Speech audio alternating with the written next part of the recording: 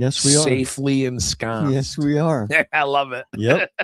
And it's a beauty day out, too. How about that? It's gorgeous outside. Yeah. You know what that means? I got to go mow the lawn or my wife's going to yell at me. Finally broke the streak of ridiculous, stupid weather. So now it's been beauty the last few days.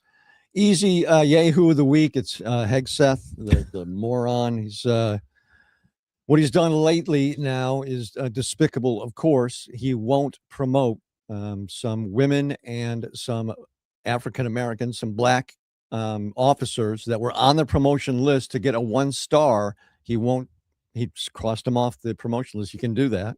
And he did. It's a huge thing in the Navy to get a star, as you means you're an admiral, and it's a gigantic thing. And you don't get there without serving your country for a very long time. So this is just some despicable stuff. They put a war on those people since day one. It's just, yes, it's awful. It really is awful. We're waiting to hear what happens at the ledge if they pass all this stuff that they wanted to get on the ballot, but we'll get to that stuff in a little bit. But we have a really interesting guest joining us right now. He is the man behind my favorite hangout, Harvey's, and Mike Greene is here. How are you, Mike? I'm doing great. Thanks for having me. Thanks for being on. Shalene and I, my partner, we love Harvey's Garden, and we love it for one reason, and it's the vibe. The vibe at the place is amazing. There's no place like it around. You could go in there and see anyone from 2 years old to 80, and everyone's having a good time and hanging out. And oh, by the way, we have really good beers and food as well. So, man, congratulations on that to start out.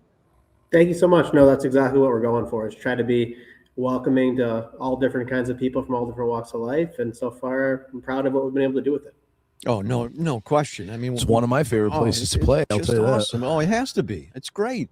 I mean, you could sit there on a Saturday afternoon. You could sit outside, or you can sit inside, or you can sit upstairs and listen to the music and just, enjoy what's happening around you. So it's a great place. Now we want to talk about what's coming next, and that's the fair, right? The old Empire Room at the State Fair. You guys are doing that. How is that going to look, Mike? Yeah, so it's interesting. I mean, I had my 5th grade graduation at the Empire Room. I think everyone's got some sort of, connection to it if you've lived here for a long time. Yep. But it's a weird fit for the fair, right? I mean, it's like a banquet room. And so, a lot of times when you think of the fair, you wouldn't think about hanging out in a banquet room. Mm-hmm. But, what the fair director tried to do this year is try to take a different approach where she's going to try to program it with different fun activities. The fair themselves are going to directly do that. So, we're still kind of talking to them, and they're coming up with what they want to do with it. But, they've talked about things like trivia or bingo or, music or, those kind of things where you'd get people there. Obviously, it's a space that works well when it's super hot or it's raining. People want to go inside, but also trying to come up with other programming ideas for, things to attract people there. And then we're going to operate the bar. So we're going to bring a self-pour beer component to it. It's going to be kind of a smaller mini unit than what you're used to at Harvey's. So it'll be 8 different taps. And then we're going to run a full bar at the existing bar that's there. There'll be the patio space that's outside, which is a really nice place to relax and sit down. So we're excited about it. We're really looking forward to it. I get to play. Oh, do you? Yeah. Good.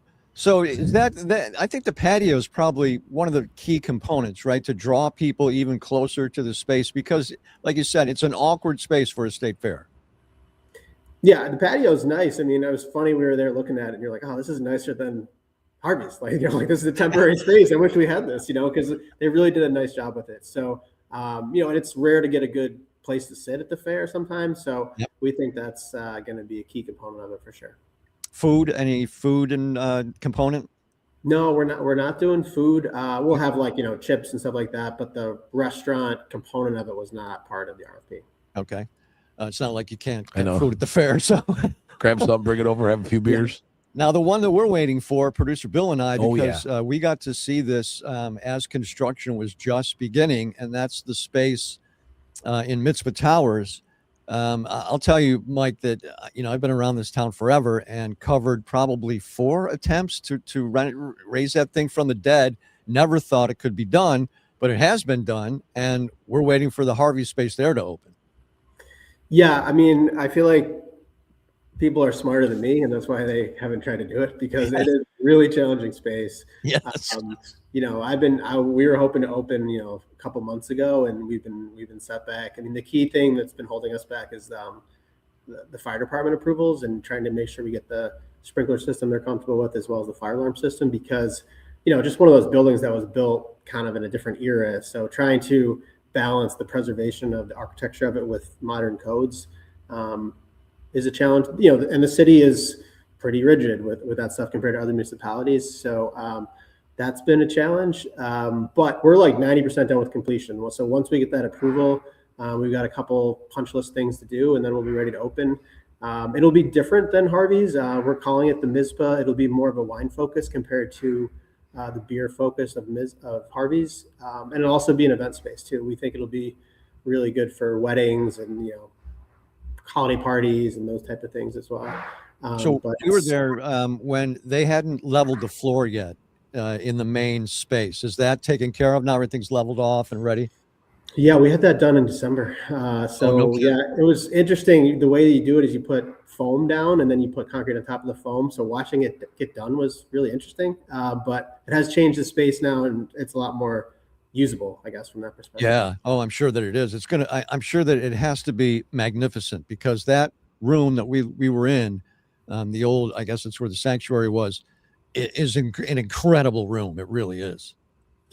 It's my favorite space in Syracuse. Like, I walked in and I knew I wanted to do something there without having an idea of what it was, because I just felt like there was a space that it needed to be open to the public, and it needed to be, the type of space that if you got friends visiting from out of town, you're like, let me show you something in Syracuse that you probably haven't seen anywhere else. Yeah. I mean, Bill, when we were there, right?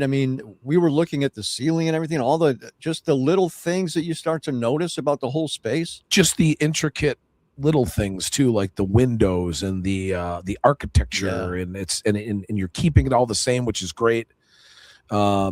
It's going to be, I think once it's open, it's going to be gangbusters for weddings, man. Yeah. And it's a part of downtown that candidly is like a little quieter, that I think will help activate that portion of downtown. Noble Cellar is going to help. You all guys will work off of each other, and it's great. And I think that the wine idea is perfect for the urban environment. Is that what you were shooting at? Yeah, and I think it fits with kind of the church nature of it. Harvey's, we took a metal box warehouse in a kind of a quiet neighborhood, right? And so it's more casual, it's more beer focused, versus that church. It's, got roots to it. It's got architecture to it. And so, wine's a little more upscale, and we felt like that's appropriate for that space. Yeah, I agree completely. Well, we can't wait, and we're gonna come and we got to come and see and do an update on our video that we have from the winter. We'll come and take some video and walk through it again. Absolutely, can't wait. I'd love to have you. Thanks, Mike. Thanks for your time. It's great to see you. Appreciate it. We'll see you. Man, we love Harvey's. It's one of my favorite places, man. So if you've never been to Harvey's, it's near East Side. It's between the university and Erie Boulevard. Water Street.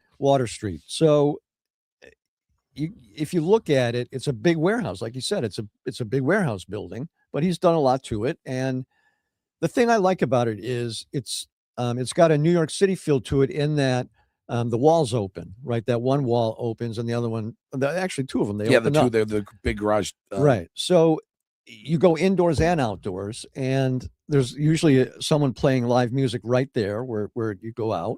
So you can either sit outside or inside. There's an upstairs, which is huge, and it's a whole different little vibe, because you can bring kids up. There's a kids area. Yeah. And that can be used for like a private, if you have a private function. I see anytime when I'm playing, there's always an anniversary or a birthday. Yep. The cool thing is, the newest thing this year is the TVs outside. They didn't have that last year. So they did? TVs outside are fairly new. And they really go all in on Syracuse sports, local sports, Buffalo Bills. They have a great thing on Sundays. This past year, Marty, the one-man party, was DJing before the games for Buffalo. Really? Yeah, it's a big party atmosphere there for sports. They cool. When we were there for a lacrosse game. Yeah, I couldn't believe how many people were there. Yeah. I started later, because you don't want to interrupt people when they're watching sports. No. It's one thing I've learned being a musician in this area. It's just one thing you don't do is you don't turn off a television when there's a Syracuse game, a Buffalo game, any kind of regional in this area, true. or you ain't gonna make it out. That's very true. You ain't gonna make it out. Especially if you're in a Buffalo Bills bar. Yes. Yeah, you're not turning those off. I don't know. I just heard a rumor. Goo Goo Dolls halftime show for the first Buffalo game, Probably which would be perfect. They're from Buffalo, so and they are touring again. So okay, I heard he's a dick though. The lead singer. Yeah, that's too bad because he's really talented. It's too bad when you hear that. So coming up, we're going to talk about OzFest soon, and then we're also going to talk about something special going on this weekend. Is it this weekend? Yeah, Sunday right? at Sharkey's. Sharkey's. We'll talk to Tim Schad about that. So we're all about entertainment on this podcast, and Taste of Syracuse is this weekend. Big one. Yeah. Fuel. Right. Are you guys playing? No, Cold Front. No. Cold Front's the rock band. They're the newer band. Cold Front's good. Yeah, very good. From Oswego. It's Friday, Saturdays, all day long. Music on 3 different stages, and the weather's supposed to be good. Gorgeous. So do it up. I mean, it's a great event. I'm glad it's alive and well, hopefully, and it continues for a long time. It brings a lot of people downtown, gives people something to do in this area, and $2 really cool. Yeah, $2 specials. Yeah, beers. Yeah, you get samples of everything, anything you want for $2. See Josh and Cody from K-Rock doing something around there. Yeah, you ever follow those guys? They're whacked out individuals. Yeah, they are. But that's good, man. I mean, whatever. It's one of the only live local morning shows we have left. You know them and Ted and Amy. Gomez, our friend Gomez. So also OzFest, right? This week? Yeah, this weekend, the big OzFest. Now I got asked to play that, but my schedule has been wrapped up. Oh man, your schedule's been crazy. But I saw that our old friend John Fricke was in town, and so he'll be joining us soon, hopefully. Yes, with a kind of like a back in the day / what's coming up for the OzFest. That dude's been around for so long. Yeah, I have his book around here somewhere. Yep. I have it too. The coffee table book's beautiful. It's an awesome book. It's this guy. I mean, if there's Isn't this Judy Garland's 100th birthday? Oh, it could be. I think it is. He'd be the guy to tell. That's his girl, Judy. Yeah, I think it is. I'm pretty sure it is. So is OzFest still big like it used to be? Good. 2 days, I think, or it might be a Friday, Saturday, Sunday deal. Good. And yeah, they're right in the middle of Chittenango, right in the beautiful park there. They have rides, entertainment all weekend, and then and John will tell us what they got planned for him, and then normally they have some sort of special guest that I think those munchkins are all going. They have to be. Yeah, they have to be. The movie was 1939, so wow. I think they're pretty much all gone. I was telling you before we went on. I watched the Oprah Winfrey produced Apple TV documentary of Sidney Poitier this past. And he started early. I forgot how old he was, and he died just after that was done, because he died in 2022, and that came out in 2022. I can't. How film has changed between then and even 20 years after, because of technology, and sometimes technology makes things worse. Yep. Because there's nothing like sitting and watching two people act without anything else. Yeah. You know, that's why 12 Angry Men is one of my favorite movies. Yes. It's 12 guys at a table. There's nothing to help them. That's the way it was. It was like a play. It was a play on TV back in the day. It was fantastic. Now everything's CGI. And then, I mean, I like that stuff, but I can watch the actors, you know, the Godfather, what's his name? Marlon Brando. Marlon Brando. Sydney. I think in 25 years there will be no actors or actresses. You think it'll be all AI? It's all going to be AI. Of all old actors and actresses? Yeah, because they have it all now, you know, on tape or whatever, and you know, they just fabricate the person from that, and that's it. Somebody could fabricate us easily, and because they have our voices, so you can string together words and stuff and make stuff up. It's terrible. I have done everything that I can to not get into. I don't do any of those AI posters or anything. No, I can't stand those things. All the restaurants are doing them. I can't stand it. And the thing for me is, they all look the same, first of all. And your steak doesn't look like that. No. Nope. I like so Baratos does their own thing. That's cool. Yep. The Waterfront does their own thing. All those guys, the people who still do their own stuff, that's great. I can't stand that AI menu stuff. And I get it because I know how expensive stuff is. It's very cheap. You put keywords into a website and it's it. Throw something out. So what's the future of music then, do you suppose? There's already big AI generated hits. Yes. So, and I know AI is being used for some good in the music industry. Like, I did enjoy the Randy Travis thing that they did. He can no longer speak. So he had a song that wasn't done and they finished it and it became a hit for him with AI, and they regenerated his voice for it last year. It was really good. I didn't know he can't speak anymore. He had a bad stroke, and he's there. Right. He actually goes on tour with his band, and there's another guy singing the stuff now, and he'll sit there and be with him and his wife are on stage, and they tell stories, and there's a video wall with pictures and videos and stuff. But yeah, last year they did a new song that was uncovered, done before. They took the elements of it, and I'm pretty sure that Beatles song that came out, they used some AI, and that Beatles song that came out a few years ago, that yes, it wasn't called AI back then. No. So, and I think and it's good if you don't have the resources for demoing. You can throw stuff and get a big sound out of AI. But then where's that line? Why can't I use that and release it? Yep. Where is that line? Exactly. And that's going to be the argument for sure. I think that artists of all kinds are petrified because AI can create a painting too. So if I'm an artist, I'm scared to death that it's going to replace what I'm trying to do. And musician, actor, actresses, photographer, whatever. Although photography, well, no, I mean, photography, you still need the person. Yeah, but I mean, you can make anything move now, the video, Right. I'm a big fan of the two Columbia Pictures L. Jolson biopics, Jolson Story and Jolson Sings Again. Somebody on YouTube AI 4K remastered it, and it looks brilliant. Really? But it was just done with it was done with AI instead of the natural way of making film look better. But it looks, you can tell it's, it's not as natural as the going through the process, but it still looks great. The good thing is right now you can still pretty much with the naked eye tell something is AI.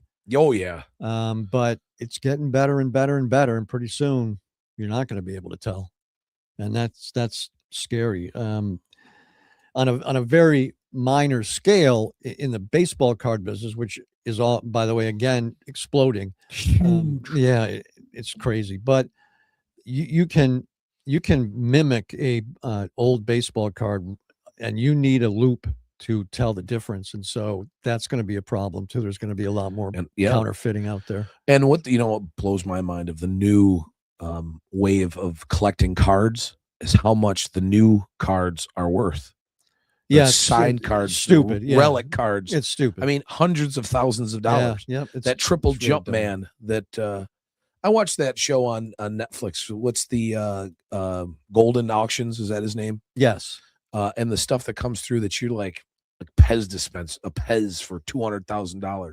No, it's crazy. Golden is the top of one of the top of the chain guys.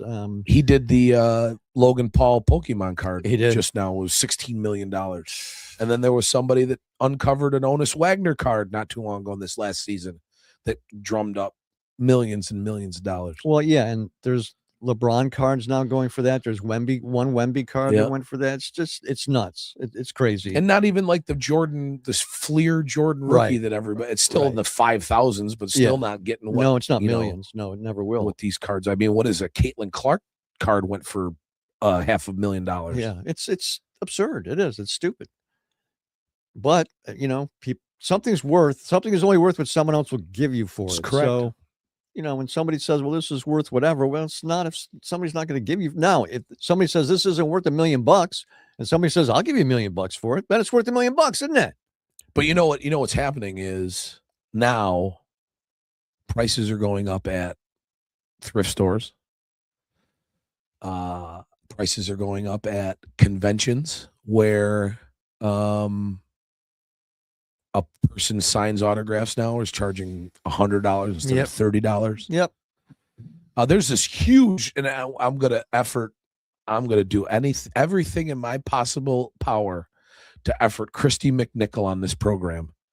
She's coming into Syracuse for the Collectors Fair next year in April. Is she really? Yeah, and it's big. They have some big people coming in this year. They do a good job out there. And it's usually a lot of sports people, but this year they got movie people. Like there's I can't remember his name, but a bit actor in a ton of movies that we've seen. But Christy McNichol, Little Darlings. Yeah, love to have her. That was great. Awesome. I'm gonna go. I have Little Darlings on 4K. I'm gonna bring it and have her sign it. Yeah, I bet she'll love it. I did. Remember when they were doing the horror convention at Turning Stone? Yes. Yeah. I have a Meg Ryan signed "They Live" vinyl record. Really? Yeah.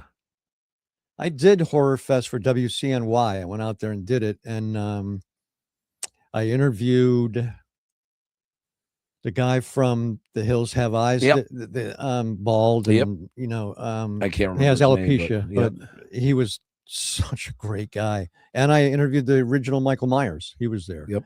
Nick Castle. Yes, and he was very nice. But it never aired because the show got canceled before it aired.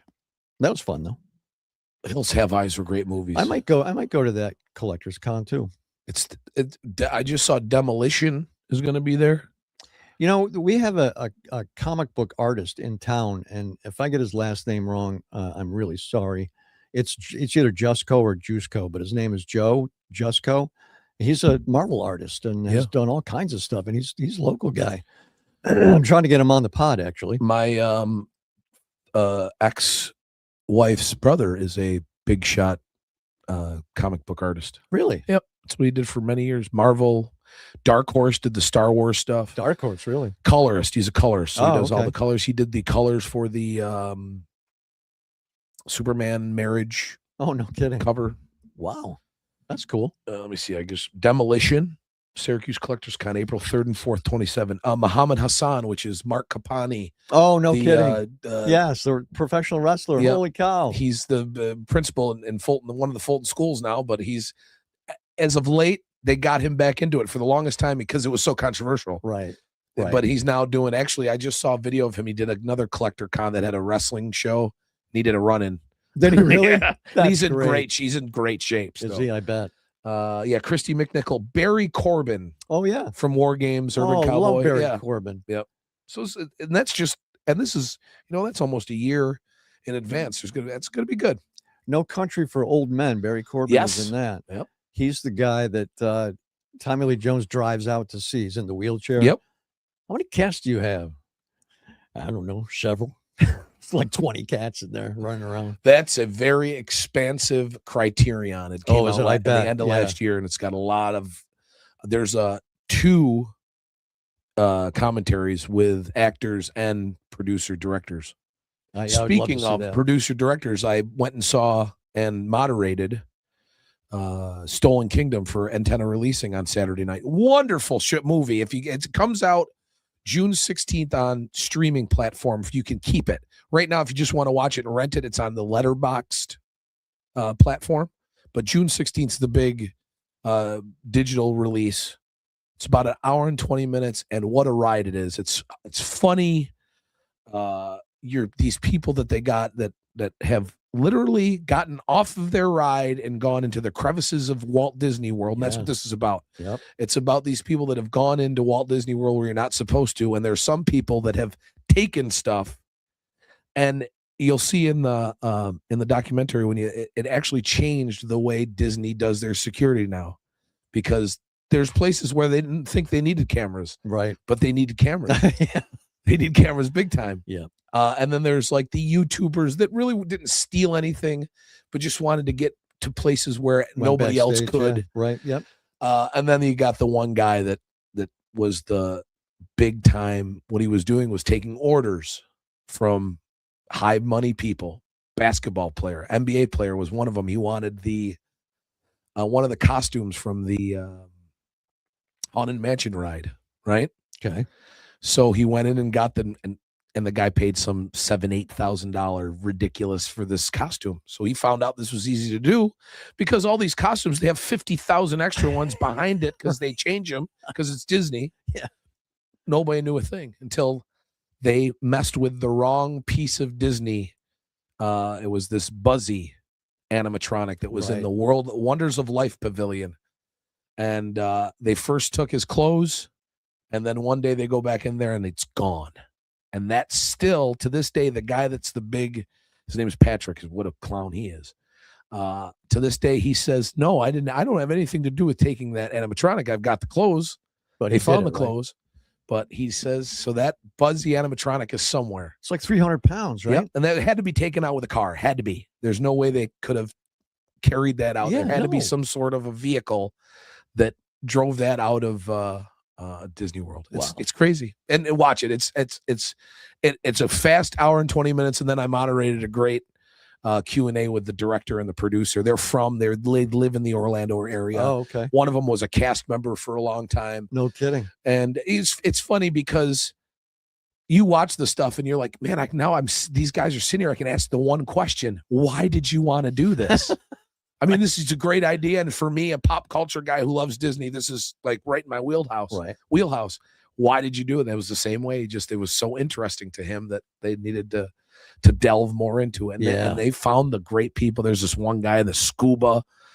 He went into Discovery Island underneath the water, and they found him. And they're using all videos from YouTube and police cameras and stuff. They and found him? They found the guy who breached the Discovery Island because he was going in with a scuba underneath. He was so whacked out of his mind, this guy. And the cops, and it's the whole thing. They have the whole thing, the YouTube videos that the guy put up, and the body cam footage from the police when they got him. He's whacked out of his mind. Wow, whacked out of his mind. It was so fun. Crazy. So fun. Why don't you introduce our next guest? Oh, John Fricke. But he's dramatic, and they've been. John, how you doing, buddy? I'm fine. We're having a private conversation here. I'm sorry. John Fricke from the world's most historian and Wizard of Oz. How are you doing, sir? I'm fine. Thank you for the invitation back. It's been a long time. It's been a very long time. Yeah, no question. John joined us on the radio show many years ago, and both of us still have the signed autographed coffee table book that you did about the Wizard of Oz. So am I wrong, John, or is this Judy Garland's 100th birthday this year? No, it's Marilyn Monroe's 100th birthday. Oh, Marilyn, that's it. Yep, you're right. Judy's 100th was in 2022. So what do we have to look forward 2022? What do we have to look forward at OzFest this year? What's going on? Well, I think that the big news is that what a success the two Wicked movies have been. Wicked the movie and then Wicked for Good Part 2. And the young lady who plays Elphaba's sister, Elphaba's the Wicked Witch of the West. Her sister becomes the Wicked Witch of the East. Her name is Nessa Rose. She's the girl in the wheelchair all the way through the film. Okay. And the actress's name is Marissa Bodie. And Marissa is coming in from California just for Saturday as a special guest. And to have somebody in a principal role from that film is about as, we've had Stephen Schwartz, who wrote the songs for Wicked, and different people from the Broadway companies of Wicked. And we've had Oz authors and Frank Baum authors and Baum relatives and all of that kind of stuff. But this is a step up, I think, to have somebody of her caliber intrigued in all by Chittenango and what they do here. And it pleases me because she's a native of Wisconsin, as am I. And we haven't met as yet. It'll happen on Saturday. And if she's still talking to me next week, we'll come back and do a postmortem. But the basic joy is that she is one of those people who not only is a very effective actress and singer, but she herself has been in a wheelchair since an accident when she was 11 years old. And she has risen above all of this to such an extent. And I'm going to let her decide what we talk about. She is she'll be riding in the parade, 2:00 Saturday afternoon in Chittenango, Grand Marshal, I believe. And then that afternoon at 5 in the Chittenango High School auditorium, she's doing a special Q&A for members of the Chittenango All Things Oz Museum, All Things Oz Club. And that is just for them at 5. But then at 6:30, there's a free, open to the public interview on stage where I get to talk to her for a while. She's not available for autographs and stuff like that. It's just too much of a zoo under the circumstances. But the chance to see an actress who has been so revered, and she's done many, many other things as well.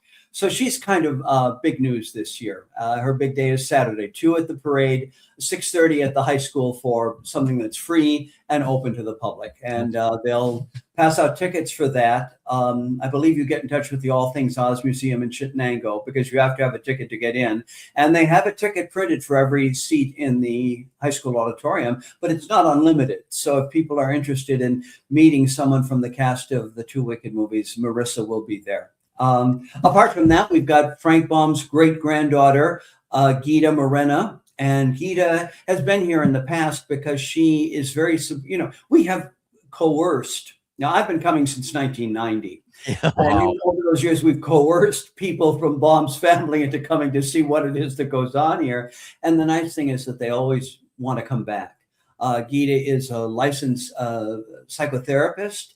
One of the things she has done for some of her patients is she does many things, but one of them, her specialties is sand therapy, where they actually sit around in a sandbox and can play with Oz characters and learn from her great-grandfather's philosophies about the journey of life and how, as the book and the movie has shown us, we all have a brain and we all have a heart and we all have courage, but we have to look inside and find them. And Ray Bolger, who played the Scarecrow in the movie, said this best. He says, if you do that, if you look inside yourself and you find those things, not only will you be able to commandeer them as needed, but they'll lead you to a home. And home isn't necessarily a place. It's people. It's the people you love and the people who love you. And that, to Frank Baum's family and any number of us who come back every year, it has become a family reunion. Next year is the big 50th anniversary Chittenango Oz Festival. Oh, wow.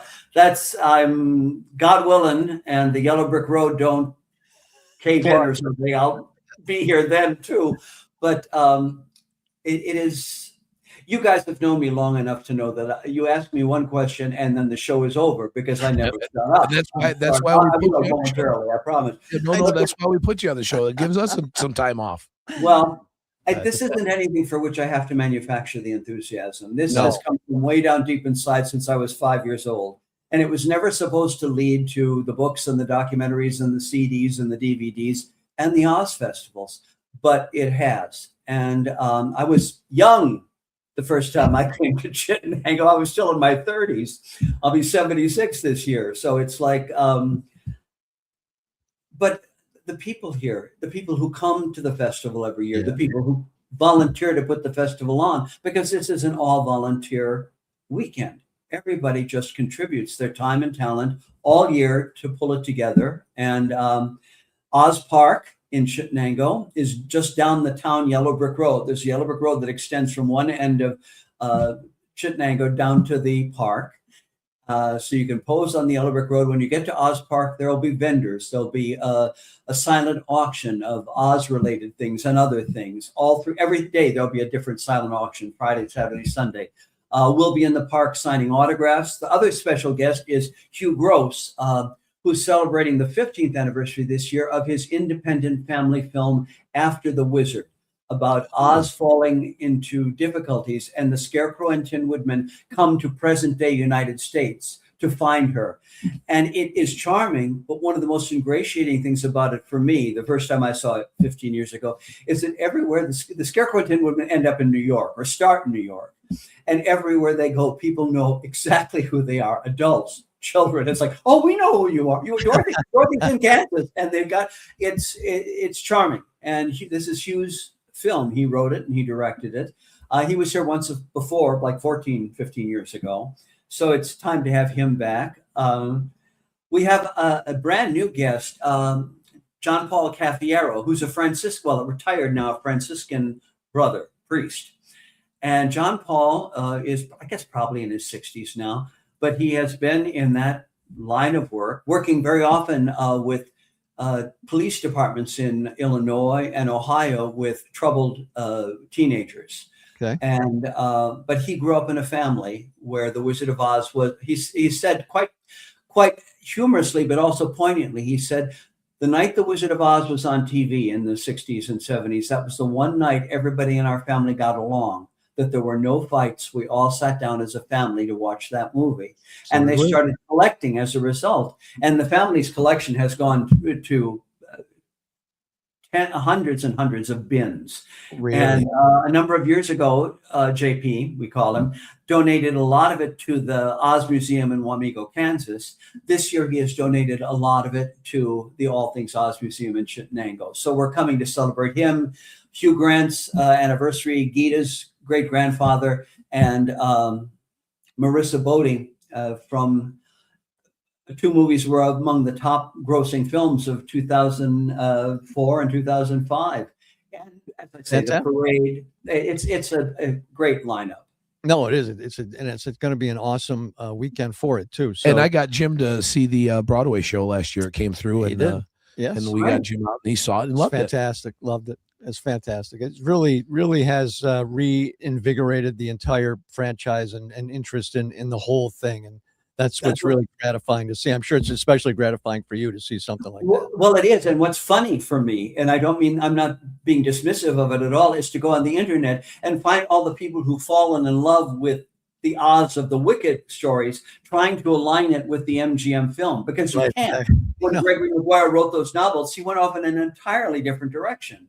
They watch the MGM movie and say, well, when does the Green Witch get to be nice? It ain't going to happen. And anyway, it's Oz. And we can't wait. We can't wait. John, do you have any hobbies other than Oz? Judy Garland. It's 2 books on the Oz movie, 3 books on the Oz franchise, and 3 books on Judy. Now, the next book you guys will get from me, whenever they finally get their act together, for the last 11 years, I have been writing a pictorial history book, like the 50th anniversary Wizard of Oz book and the 70th anniversary Wizard of Oz movie book, a book on the making of the movie White Christmas, Irving Berlin's musical with Bing Crosby, Danny Kaye, Rosemary Clooney, Jerry Ellen, Dean Jagger. It's one of my favorite movies of all time. It's one of everybody's favorite movies, which is very, very. They came to me. There's a husband and wife in Kentucky who bought a house that Rosemary Clooney bought. She's from Kentucky originally. She bought an old house there that reminded her of the house she grew up in, and she would spend her vacations there. And when she died, Stephen Henry and his wife Heather French Henry. Heather's a former Miss America. Stephen is the former Lieutenant Governor of Kentucky. So they're right up there. But they bought that house and turned it into a White Christmas museum. They've got original costumes and props and memorabilia. And they came to me. I was recommended to them in 2015. They wanted to do a book. And it was supposed to come out like 2019 or 20. But we turned up so much research material when I and a gal named Kathy Brown, with whom I worked on this, and Stephen and Heather kept saying, put it all in, put it all in, put it all in. Well, so instead of being a 35,000 word book, which is what I signed on to do, it's now 140,000 words and 500 pictures. So it's going to be quite a production when it does come out. And I'm can't wait. They come to me and said, can you do a coffee table book on Psycho or the invasion of the Saucer Men or, Santa Claus Conquers the Martians? I would have said no. But when you give me Irving Berlin and Crosby, and so good. So I've had by the grace of God, it doesn't quit. I've been able to do all of these things, and they've all been exciting. They've all been rewarding. This kind of work, I was making a much better living in the 80s singing on cruise ships. But these kind of, books they pay you to do, and you darn well better have another job lined up for the Monday after you finish the book. Because, exactly. So I'm working away and doing what I can. There's another big Oz project in the offing that I can't talk about right now, but we have gone to letter of agreement, and it looks like it's going to go to contract in the next few months, and then we will have an announcement to make. We'll have you back on then, John, and we. Well, it'll be on my Facebook page, which Bill sees. So if you want me to come back and talk about that, if not till next year, I will be happy. Of course, you guys can have anything you want from me. Is what it is. I love it. Because I've watched Bill get thinner and thinner and thinner, and then I got bigger and bigger and bigger. Well, I was up to 230 pounds. 4 years ago. Wow. Yeah, I look like Kate Smith without the fur on my sleeve. Anyway, but I'm down to 165 now, and this is where I should be. I should be thinner actually, because instead of being 5'11 and a half, I'm now 5'7". Yeah, I'm shrinking too. Melting. Yeah, we're both there. Trust me. Before you go, John, we both lost a good friend not too long ago. Our friend Josh Smith, and you know Josh, and I graduated high school with Josh. I went to high school with Josh, and Josh was probably one of the best raw musicians that I've ever worked with. Known, just talent. What's the connection, Phil? So his connection was. Josh was a huge Judy Garland fan. Okay. And every time I hear Judy or see a movie, I always think of Josh. I always think about the days of rehearsing in his parents' living room in high school. And I just wanted to bring that up because I know you'd get a smile, because I know you know Josh because of the Wizard of Oz connection.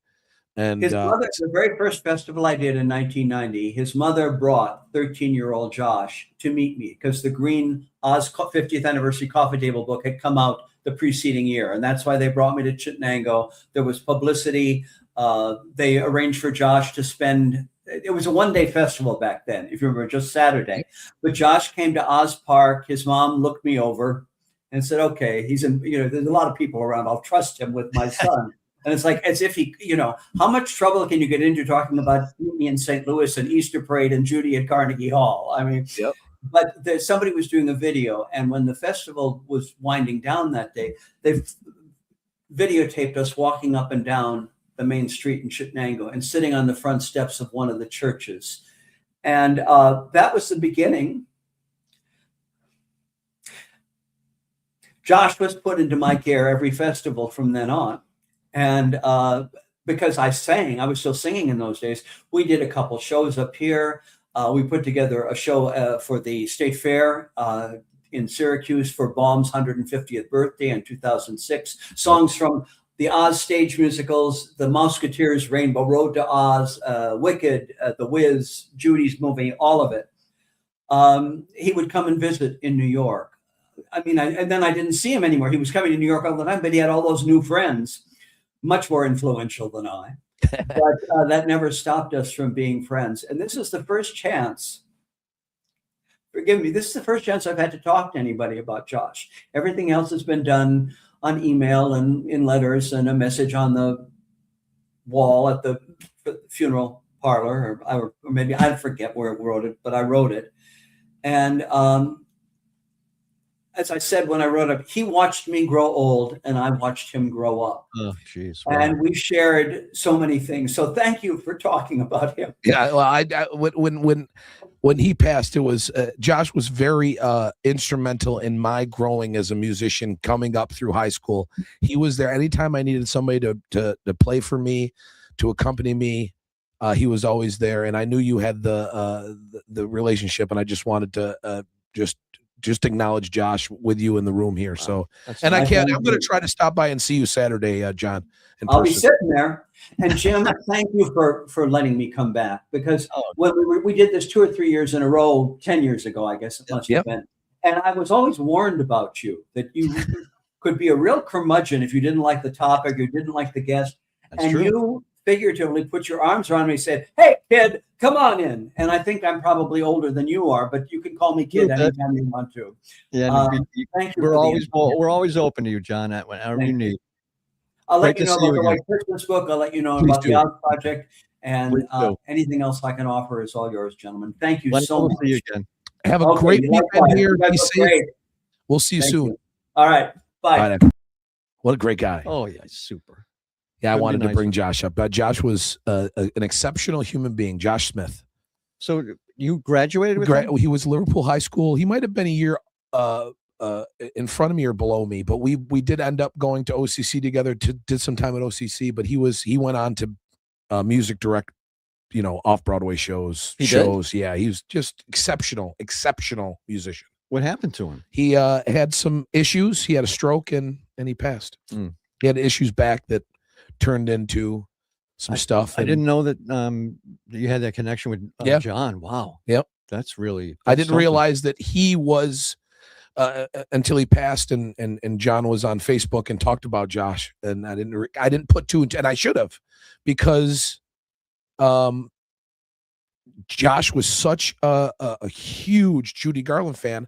I should have put two that right. They would have been together to do some stuff in Chittenango. Well, that's awesome. Josh was wonderful human being. Wow, that's I'm glad you brought that up. Then, man, we had Tim. I don't know where he went.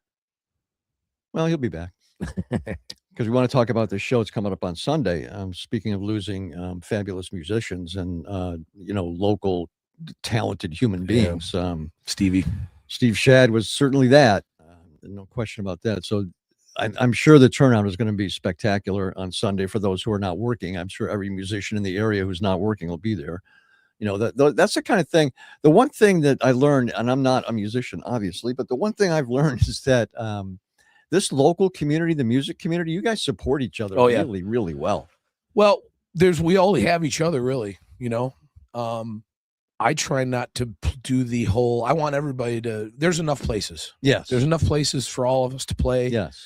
If there's a lot of people out in a certain area, then that means a lot of people will be out and they'll move around, start from one place, and we'll all get that business all during the night. Right. And we're lucky to have the places like the Tiki Bar that does music 5 days a week, and Sharkey's that does the bike nights, and this place. We've got these places that put the money into the bands and the musicians. Why don't we all work together to make sure that these places stay and thrive? Because as long as they're around, then that means we're around. Right. And a lot of people don't look at it that way. No, they should. And I try not to, I try to keep an open mind everywhere I go and every gig that I do. And I have my favorite places, obviously, like we said earlier, Harvey's Garden, just because it's a vibe. I love the owner of Sharkey's. So these people have now become friends of mine. And there's nothing like getting together and putting these shows on, and especially stuff like these memorial concerts. Yes, because everybody will stop what they're doing to do it. And we will all be there for it. Yeah, I'll be there after I have an early gig on Sunday, but I'll be there after. And I think let me see if Tim's ready here. Timmy, how you doing? I'm here. All right, you got me. I got you. Love it, bro. Let's talk about the memorial concert at Sharkey's on Sunday. It sounds like it's going to be really something. Oh, God. Yeah, we got an incredible lineup. A lot of all Steve's dear friends, musical heroes, local musical heroes. We've got a bunch of them with us here. We got Mark Ike here. He's in Prognosis.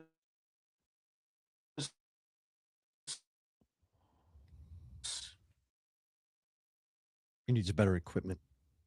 It sounds great. See the sound. See, Timmy's a sound guy. Kurt Smith from Prognosis.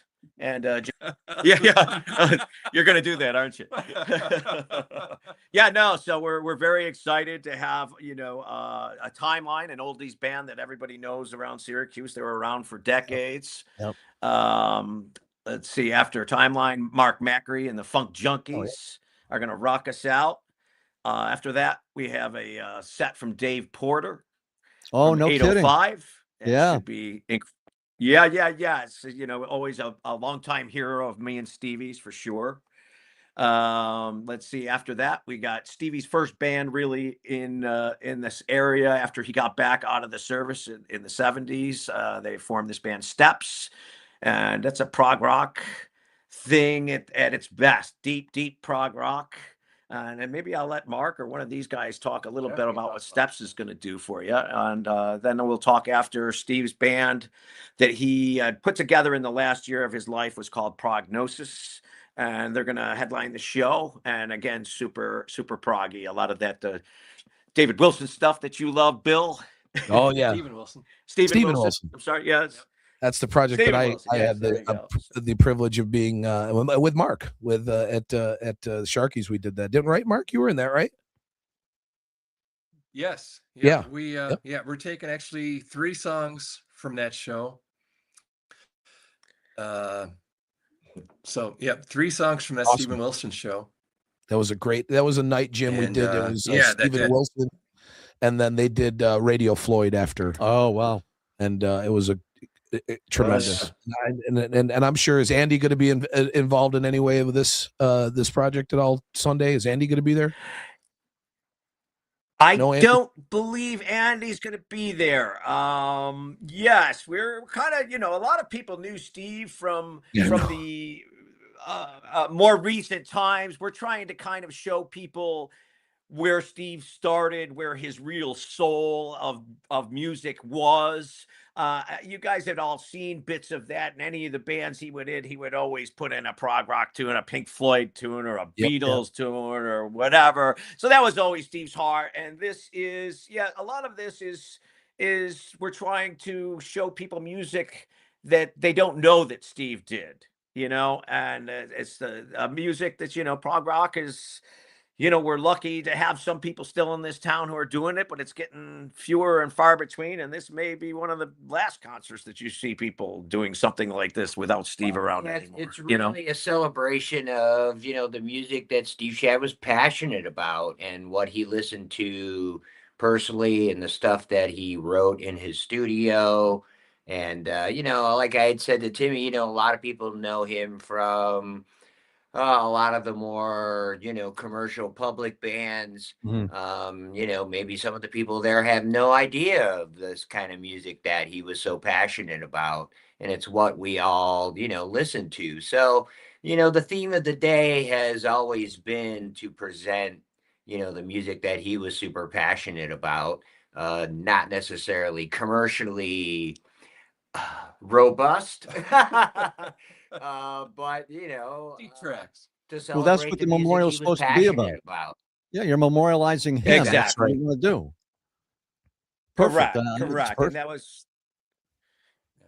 we're excited. One of my favorite things, and I'd always tell this Steve Schad story. When Scars and Stripes first started out, Steve was doing some production for us, doing sound and lights for us. Sure. He'd bring out the stuff we were playing, and I can't remember exactly the place in Oswego was, but obviously he would go out before us because he needed a little more time than the band did. And I got a phone call, and all it was, he goes, "Brother, I'm just trying to help you, but I don't think this is a place that you guys need to be playing." Oh, shit. Yeah. And there was something going on where we were supposed to be in one area and it didn't work out. We were going to be upstairs and nobody was going to be up there. And Steve saved the day, because if we would have done that show, it probably would have been miserable. But I'm like, "Steve, are you okay with not doing it?" He's like, "I'd rather not do it." Yeah. And again, Steve's all about the music and exactly. The event, dude. He's just you very rare to see someone as passionate about that as Steve. And he's crazy passionate like that. This show in particular, of course, I see all the back scene stuff and what's here that you guys are not seeing, but production wise, Steve always brought innovative production to all the shows in Syracuse that he was involved in. And this Sunday's show, one of the spectacular parts is the production that's going into this, and all it's just all cutting edge stuff, from Brian LaPointe to Mr. Schad here. This is all cutting edge, and they've always been, funny quick story. This would revert back to the mid to late 70s when we were all inspired by the cutting edge stuff that Peter Gabriel brought to the table. Yep, exactly. And, he's constantly forever been, a cutting edge kind of guy and bringing and introducing new stuff. And I was just quick sidebar note. I was thinking about it today. I remember when Gabriel's first album came out, some of us were a little like, oh, because, we expected like a Genesis album, and it was just way out in left field. And it took us quite a few listens to really start absorbing. But oh my God, the innovative sounds and productions. And that's the other thing, Steve Schad was the king of sounds in this town. I mean, he had, Yes was in town one time, their keyboard broke down, and who did they call? Who brought in a keyboard for, I don't know if it was Rick Wakeman doing that show. It was Rick at the Wakeman, State yeah. Fair. Hello, Somebody Stevie. said, yeah, they said Steve Schad has that. He has those sounds. He has that keyboard. So he brought it out to Rick Wakeman. Anyways, I won't yak more about that. But if I had to say anything, it's I've always loved being involved. That's why I immediately said yes to being involved in this. Is because the production is second to none, and it's world ranked production, and maybe a lot of people, general public or people or even a lot of musicians in town may not be aware of it, but this is what these boys bring to the table. Oh, It's the real deal, and it's how the big boys play. So Can't wait. I don't mean that in an egotistical way. I mean that in a we're so fortunate to have it way. Yeah, and I didn't know Steve at all, but what I always heard was, dude, you got to come check out this show because you're going to see some screens and you're going to get the light show, and oh my gosh, and that was so now you knew who was doing this at the show you were at. You already knew because it was so spectacular. Yeah. So how we got tickets at the door, Tim, or Sharky's Ticks, or I'm sorry, Syracuse Ticks, TIX.com, if you want to get them ahead, but they're also available at the door? Absolutely, 100%. Awesome. I'll be there. I'll see you on Sunday. Oh, so looking forward to it. Thank you. Thanks for doing this. I really appreciate it. Appreciate it, guys. Too. Be We'll well, talk to you. guys. Thank you. Okay. Yeah, I mean, it's got to be. You got to have the production if you're gonna. We went over to his inner sanctum, which is all whacked out with all the greatest technology of all time. Gotta be. And I think a mad scientist laboratory down in there. He had Joanna and I in one room. He had the band in another room, and then he was in another room. And we had a television screen in front of us that had all the production, like the countdowns for the production, because there was the backtracks of Steven Wilson is a very earthy kind of sounds in the background, very nature sounds. Yeah, avant-garde type sounds going on, and all that stuff was in the tracks that we sang was behind us, and he programmed all that stuff from scratch for that show. And we only did the show once. It was an hour show, and he put probably months into this because that was his Steven Wilson from Porcupine Tree. That's Steven's big band was Porcupine Tree. That was one of his favorite bands. And, it's the Genesis, that old proggy feel to it. I love that stuff. Yeah, it's the Pink Floyd-y. Yeah. And now Steven Wilson's gone on to remaster some of the greatest albums of all time. I think he just did Sticky Fingers. Really? And he's done some Yes stuff. He's done Jethro Tull. These remasters that Steven Wilson does are through the roof. I was at that Yes show, by the way. It was at the fairgrounds. I was at the that was before the long time ago, right? Yes. Or was it because I saw Yes at the fair in like late 90s, early 2000s? No, this was what was the tour where they had their last hit? Owner of a Lonely Heart. Yes, it was that tour. Yeah. So I saw them. They played with Dream Theater at the grandstand. Oh, that'd be a good show. And we had gotten Dream Theater played the fair. Yep. Did they really? So, Dream Theater, they've got their heavier side, and then they've got their Pink Floyd-y, proggy side too. And that show there was a couple of heavy songs. It was an hour-long set, but it was more of that that sound, that Pink Floyd-y type sound. And I remember I stayed for a couple of Yes songs. I wasn't there to see Yes. I was there for Dream Theater. I had second or third row. I was up there, and I went all the way to the back of the grandstand and found a son and his father with Yes shirts on, and I gave them my seats so they can go down and watch. No kidding. Watch the rest of the Yes show. Yeah, nice. I just wanted to go out and drink beer and Dream Theater open for Yes. Yes. Wow, that's a show. It had to be 2000 on the dot, if I'm not mistaken, right around there. That's a great show. Yep. Yes was so good live. They're just incredible. Moody Blues are the same way. If you're in a venue where because I heard the Moody Blues in the War Memorial and it was terrible. No, but then I saw him at CMAC and it was outstanding. I love CMAC. Yeah, I do too. I like it better than SPAC. Yeah, mostly because it's closer. But it's a nice venue. I mean, great seats no matter where you go. I've seen a bunch of shows. I saw the Dave Matthews, Tim Reynolds acoustic show at Didn't CMAC. they do the Landmark at one point? Oh, those two, back in the right? day when Yeah. it was 96, 97. I was there. It was I have that tour. They came out with the big Live at Luther College box set for it. And I've got that. That's one of the only thing I didn't like about that. Now this was early. This is beginning stage Dave Matthews. Yes. Yeah. The fans were already out of their minds yelling, and it's laid back. Yeah, that especially that first one at the Landmark. That was Right. late. And if I'm not mistaken, that was the same year. Remember when Springsteen went around and did theaters? Yes. And you couldn't. He did. It sold out in like a minute Right. at the Landmark. Yeah, I think that was right around the same year. That one, but I couldn't get I went saw Dave, but I didn't get to see. I'm not going to go see remember Dave that. this year because Dave is in. Dave's not coming here this year. No, and it's like he does the big SPAC weekend, but it's Right. always a busy weekend. Very busy. Very busy. You've been insanely busy. You need to take it easy, man. I got Wild Horse this week.